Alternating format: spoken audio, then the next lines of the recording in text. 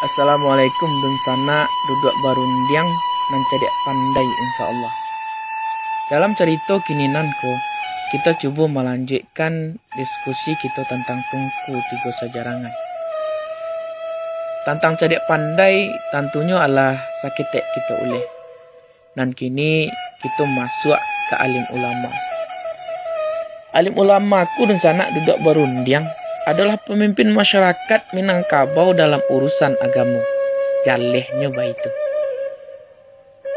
Samu dengan ungkapannya, adai basandi sarak, sarak basandi kitabullah.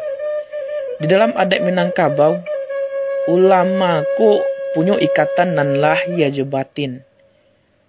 Sisulah bendang dalam dagari, kapanyuluh anak kemanakan, panarang jalan di dunia, panyuluh jalan ke akhirat. Tampek batanyo halal jo haram, nan sah jo batal.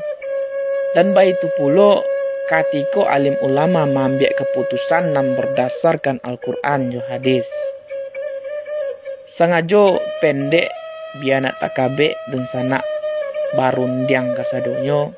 InsyaAllah dalam waktu dakik kita akan lanjutkan. Wassalamualaikum warahmatullahi wabarakatuh.